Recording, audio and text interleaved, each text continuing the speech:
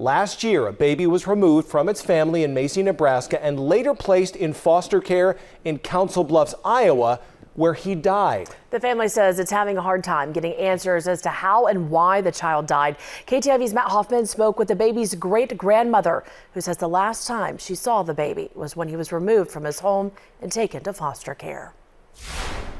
Anthony Klein died on November 13, 2022, just after his first birthday. His great-grandmother says he'd been placed in foster care for about 10 months at the time of his death.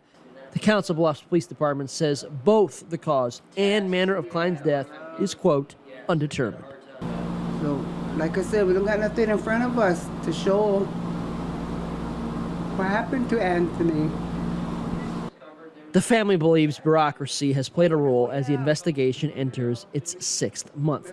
Klein was first placed with a family member in Dakota Dunes, South Dakota, but ended up in a foster home in Council Bluffs, Iowa, across state lines from his home in Nebraska.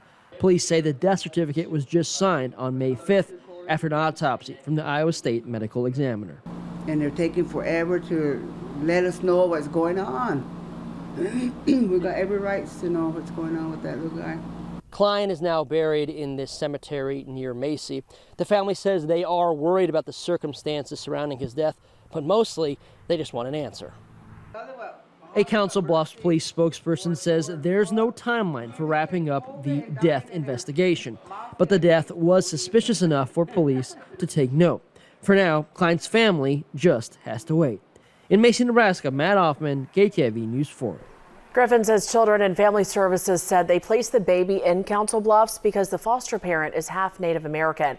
According to childwelfare.gov, children and those child protective services must place a Native American foster child with a Native American foster family if possible.